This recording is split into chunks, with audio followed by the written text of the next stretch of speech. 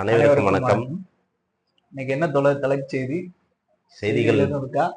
செய்திகள் நிறைய இருக்கு. நம்ம நாட்டோட தலைமை நீதிபதி டிஒய் சந்திரசூட் வந்து அவருடைய வீட்டில் வந்து என்ன பண்ணியிருக்காருன்னா, நம்ம கணபதிக்கு பூஜை நடத்திருக்காரு விநாயகர் சதுர்த்தியை முன்னிட்டு.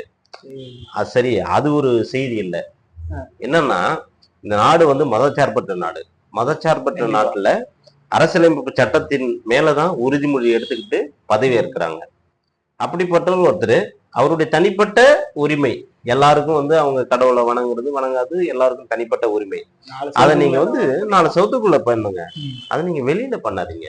அதுவும் இல்லாம அதை பண்றத யார வச்சு பண்றீங்க? இந்தியாவின் பிரதமர் அழைச்சிட்டு வந்து நீங்க பண்றீங்க. அவரு வீட்டுல பிரதமர் வர்றாரு, பிரதமர் வந்து பூஜை பண்றாரு, இவர் கையெடுத்து கும்பிட்டு இருக்காரு. யார் அவரு? மணியாற்றாரு, இவர் விளக்கு சுத்துறாரா? இது வந்து எங்க போய் முடியுது? நாம வந்து நிறைய விஷயத்துல என்ன நினைக்கிறோம்னா, நீதிபதி வந்து நிறைய செய்திகளை சொல்றாரு, அதை நாட்டோட பிரதமர் வந்து பின்பற்றணும், அதாவது சட்டத்தின் அடிப்படையில பின்பற்றணும். ஆனா இவங்க எதுவுமே ஒபே பண்றதே கிடையாது. பிரதமர் வந்து நிறைய விஷயத்துக்கு வந்து மதச்சார்பற்ற நாடு இல்லை அப்படிங்கிற மாதிரி, அவங்க ஒரு இந்து நாடுங்கிற மாதிரி தான் அவர் நடந்துக்கிறாங்க. இல்ல தோழர், எனக்கே சில ஞாபகம் இருக்கு. என்னன்னா, இவர் சந்திரஜித்தே ஏகப்பட்ட இடத்துல இவரே கொஸ்டின் பண்ணிருக்காரு, யாரு பிரதமரே கொஸ்டின் பண்ணிருக்காரு. இப்போ வந்து நீங்க இப்படி சொல்றது எனக்கு ரொம்ப அதிர்ச்சியால இருக்கு. இஸ்லாமியர்கள், கிறிஸ்தவர்கள் இவங்க எல்லாம் என்ன நினைப்பாங்க? அப்ப நமக்கு இவங்க 2 பேரும் போடுற ஆட்டத்தில் நம்ம எல்லாம் வந்து ஒதுங்கி நிற்கணும், ஒடுக்கப்பட்ட மக்கள்லாம் என்ன நினைப்பாங்க? இப்ப சமூகத்து கூட செப்டம்பர் 13ஆம் தேதியோட அந்த வக்போர்டு அமெண்ட்மெண்ட் பில் அதையும் வந்து பாஸ் பண்ணாங்க. இஸ்லாமியர்களுக்கு ஒரு பதட்டத்தையும் உண்டாக்குது. இவனுங்க கொடுக்குற நீதி வந்து எப்படி வந்து பயஸ்ட் இல்லாம, எந்த மதச்சார்பின்மை இல்லாம இருக்கும் அப்படிங்கிற ஒரு பதட்டத்தை கூட உண்டாக்கலாம் இல்லையா? ஆமா, இப்போ நமக்கெல்லாம் வந்து இது நடக்குதுல்ல, தேர்தல் நடக்குதுல்ல, தேர்தல் ஆணையத்துக்கு தலைவரை தேர்ந்தெடுக்கக்கூடிய பொறுப்புல பிரதமர், எதிர்கட்சி தலைவர், இந்தியாவின் உச்ச நீதிமன்ற தலைமை நீதிபதி, இவங்க 3 பேரும் தான் தேர்ந்தெடுத்து ஒருத்தர் அனுப்புவாங்க. ஆனா அந்த சட்டத்தை மாத்திட்டானுங்க. பிரதமர் வந்து என்ன பண்ணாருன்னா, போன முறை பிரதமர், அவரோட ஆட்சியில் இருக்கக்கூடிய அவரோட இணை அமைச்சர் ஒருத்தர், அவரு கூட அமைச்சர், பார்லிமெண்ட்ல இருக்கிற ஒரு அமைச்சர் ஒருத்தர், எதிர்கட்சி தலைவர், இந்த இடத்துல வந்து நீதிபதியை தூக்கிட்டாங்க. அப்படிப்பட்ட நீதிபதியை தூக்கின அவரு அந்த பதவிக்கான ஒரு அழகு, அந்த மரியாதை, கம்பீரம்லாம் இருந்த இடத்துல தூக்கின ஒருத்தருக்கு மறுபடியும் அவரே கூப்பிட்டு, அந்த பிரதமரே கூப்பிட்டு வீட்டுக்குள்ள பூஜை நடத்துறீங்க அப்படின்னா நிறைய நீங்க என்னவா இருக்கிறீங்க? இது வந்து மிகப்பெரிய கண்டனத்துக்குரியது. நம்ம நாட்டுல இருக்கக்கூடிய எதிர்கட்சிகள், பெரும்பான்மையான எதிர்கட்சிகள் இதை கண்டனம் தெரிவிச்சிருக்கிறாங்க. நீதிபதினா யாருன்னு பாத்தீங்கன்னா, இப்ப வந்து அரசியலமைப்பு சட்டம் இருக்குன்னா 3 பில்லர்ஸ் ஆஃப் டெமோக்ரஸிம்பாங்க. அதுல வந்து நம்ம ஜுடிஷியரி எடுத்துக்கலாம், 2வது லெஜிஸ்லேஷன் எடுத்துக்கலாம், 3வது வந்து எக்ஸிக்யூட்டிவ் எடுத்துக்கலாம். இந்த பிரதமர் அப்படிங்கிற ஒரு நபர் வந்து எக்ஸிக்யூட்டிவ் சார்ந்தவர். இதுவே வந்து நியமித்த அவரு சந்திரகுப்த அவரு ஜுடிஷியரி சார்ந்தவர். இப்ப வந்து இவரு வந்து பார்ட்னர்ஷிப் போட்டு இவங்க சந்திக்கிறது, வீட்டு ஃபங்க்ஷனுக்கு கூப்பிடுறது, இந்த மாதிரிலாம் போனுச்சுன்னா முற்றிலும் வந்து பதற்றத்தை ஏற்படுத்தும். அது மட்டும் இல்லாம நீதித்துறை மேல உள்ள நம்பிக்கையே வந்து மக்களிடையே வந்து இல்லாம போயிடும். அதனால தோழர், இந்த மாதிரி நடவடிக்கைகளை வந்து முற்றிலுமா நிப்பாட்டிக்கணும். ஆமா, அவர் மட்டும் கிடையாது, குறிப்பா சொல்றேன், அவர் மட்டும் கிடையாது, நீதித்துறையில உள்ள எல்லாருமே வந்து இவனுங்களை வந்து இந்த சைடு பழக்கமே இருக்கக்கூடாது. இவனுங்க என்னன்னா வெளில ஒரு மாதிரி பேசிக்கிட்டு உள்ள அண்டர்வேல்ல இன்னொரு கனெக்ஷன் வச்சுட்டு இருக்காங்க. நாட்டோட பிரதமர் மு.க. ஸ்டாலின் வந்து அமெரிக்காவில இருந்து ஒரு சின்ன கரெக்ஷன் சொல்லுங்க. பிரதமருக்கு இந்த மாதிரி கேட்டுச்சு எனக்கு. ஆமாங்க, ஒரு பிரதமர் தாங்க. இங்க புது செய்தியா இருக்கு. யார்? மு.க. ஸ்டாலின் சொல்றீங்க? ஆமா, தமிழ்நாட்டுக்கு அவர் தானே பிரதமர். என்ன தோழர் இப்படி சொல்லிட்டு இருக்கீங்க? பிரதமர் வேலையா பாக்கல, அதனால நம்ம முதலமைச்சர் பிரதமர் வேலையா பாக்குறாரு. ஏங்க, மதுரையில இருந்து மகாவிஷ்ணு ஒருத்தன் நாட்டுக்கு அழிவை தரக்கூடிய, மக்களை எதிர்கால சந்ததியினரை நாசப்படுத்தக்கூடிய ஒரு செயலை செஞ்ச அந்த மகாவிஷ்ணு அரெஸ்ட் பண்றாங்க. அரெஸ்ட் பண்ணிட்டு அவரை என்கொயரி பண்ணும்போது, விசாரணை நடத்தும் போது என்ன சொல்றான்னா, என் கனவுல சித்தர்கள் வராங்க, புத்தர்கள் வராங்க, அவங்க சொல்றதுதான். ஆமா, அவங்க சொல்றதுதான் நான் வந்து அந்த மாணவர்கள் மத்தியில பேசிட்டு இருக்கிறேன். எனக்குன்னு எதுவும் புதுசா கண்டென்ட்லாம் இல்லை, எல்லாம் சித்தர்கள் சொன்னதுதான் நான் உங்கள்ட்ட சொல்றேன். அவன் சொல்ற ஆபாச பேச்சுலாம் எவ்வளவு ஆபாச பேச்சு! அங்க ஒரு நிகழ்வு மட்டும் கிடையாது தோழர், நிறைய நிகழ்வு இருக்கு. அவன் சொல்லும் போது சித்தர்கள் பேசினான்னு சொல்றீங்க, அதெல்லாம் இந்த காவல்துறை எல்லாம் ஏத்துக்குது.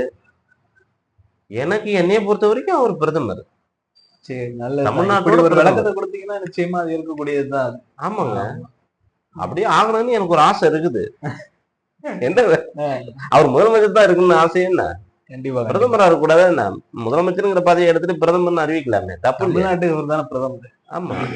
ம். அவர் வந்து இப்போ ஒரு 7,616 கோடி, எப்பா, பெரிய கிட்டத்தட்ட ஒரு 19 நிறுவனம், ஒரு 20,000 பேருக்கு வேலை. நாளைக்கு கூட அடிக்கல் நாட்டுறாங்க ஆமா, அப்படின்னு நாளைக்கு கூட ஒரு பணப்பாக்கத்துல ம். டாட்டாவும் இந்த வேற ஒரு லேண்ட் ரோவர் அந்த கம்பெனி இணைந்து ஒரு நிறுவனத்தை ஆரம்பிக்கிறாங்க. கிட்டத்தட்ட ஒரு 5,000 பேருக்கு வேலை தரக்கூடிய ஒரு நிறுவனமா இருக்கு. அதனால நம்ம வளர்ச்சியை நோக்கி நிறைய பண்ணி போயிட்டு இருக்கிறோம்.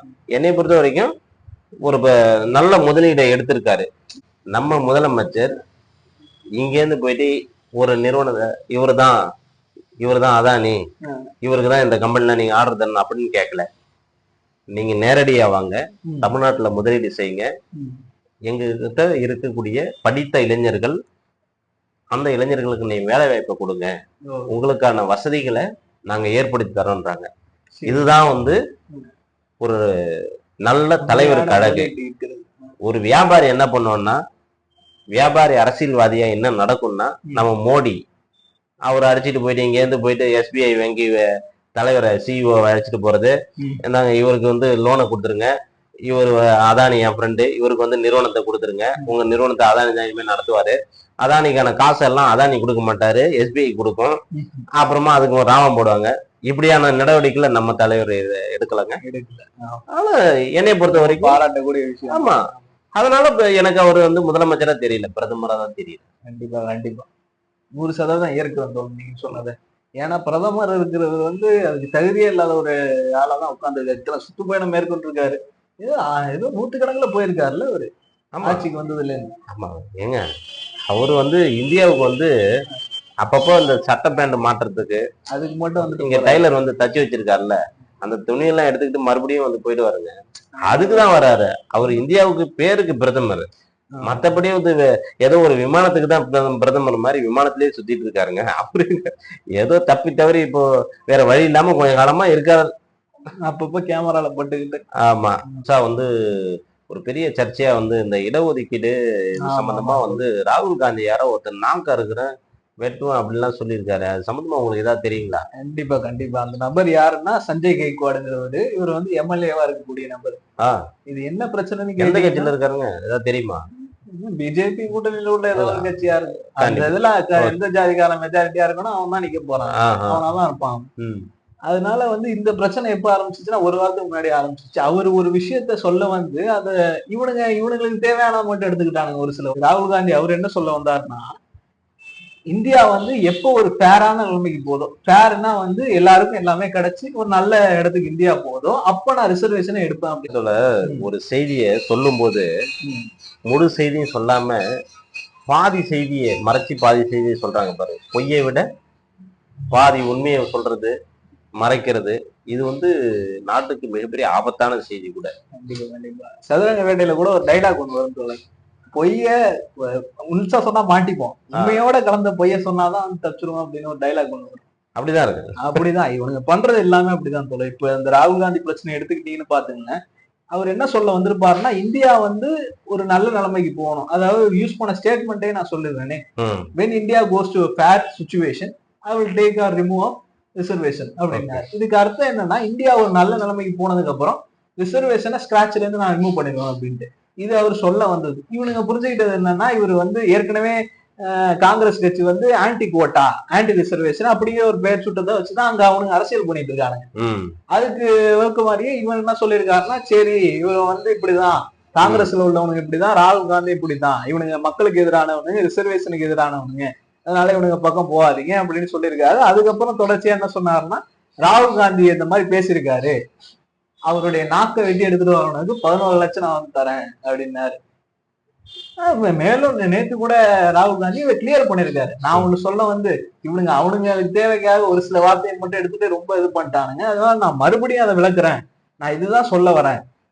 இந்தியா வந்து எப்போ ஒரு நல்ல நிலைமைக்கு போதோ அப்ப நான் ரிசர்வேஷனை வந்து ரீஷெட்யூல் பண்ணுவேன் அப்படின்றது. அது ஆட்டோமேட்டிக் ரீசன். இந்தியா என்னைக்கு நல்ல நிலைமைக்கு வருதோ இந்த அது சமூகங்கள் ஆகலாம், அத்தனை இன்னும் பேர் 20 வருஷம் ஆகலாம், 30 வருஷம் ஆகலாம், அது இல்லைங்க ஆகும். சொல்லியிருக்காரு. இந்த சமூகத்தோட மக்கள் அத்தனை பேரும் ஒரு நல்ல நிலைமைக்கு வந்தா நீ என்ன கொடுக்குற ரிசர்வேஷன் நானே வேணாம்னு சொல்லிட்டு போயிடுவாங்க. சொல்லுவேன். ஆமா. புரியுதுங்களா? ஆனா அந்த ரிசர்வேஷன் வேணாங்கிற முடிவுக்கு எப்பவுமே தொடர்ந்து ரிசர்வேஷன் கூடாதுங்கிற முடிவை யார் சொல்லிட்டு இருக்கா அப்படின்னா இந்த குரூப் தான் சொல்லிட்டு இருக்கு. இதுலயே நம்ம வந்து இந்த பாகுபாடு காட்டலாம் தோழர். இவனுங்க ரிசர்வேஷன் வேணும் வேணும் வேணும் கடைசி வரையும் வேணும், அதுலதான் நாங்க சம்பாதிக்கணும் அப்படிங்கிற ஒரு மனப்பான்மையோட இருக்கிறவங்க என்ன பண்றாருன்னா, மக்களை வந்து வளர்ச்சி கொண்டு போகணும், நாட்டை வளர்ச்சிப்படுத்தணும், இன்னும் டெவலப்பிங்காவே எத்தனை வருஷத்துக்கு தான் இருக்குது, டெவலப்டு நேஷனா மாறணுன்ற ஒரு கண்டத்துல சொல்றாரு. அதை இவனுங்க வந்து குற்றச்சாட்டு வச்சு அவனுங்களுக்கு எந்த விதத்துல லாபம் வருதோ அதை வந்து இவனுங்க எடுத்துக்கிறாங்க. அதனால இது வந்து ரொம்ப தவறு. இந்த மாதிரி வந்து ஒரு எம்எல்ஏ வந்து சீட்டிங் எம்எல்ஏ இந்த மாதிரி சொல்றதெல்லாம் வந்து கண்டிப்பா ஆக்ஷன் எடுக்க வேண்டிய ஒரு விஷயம். அது எப்படியும் எடுக்க மாட்டானுங்க, இதையும் 10ஓட 11 ஒதுக்கிதான் வச்சிருவானுங்க. எந்த மாநிலம் இருந்தவர், எந்த கட்சியை சேர்ந்தவர்? அவரு வந்து சிவசேனா கட்சியை சேர்ந்தவர், மகாராஷ்டிரா மாநிலத்துல.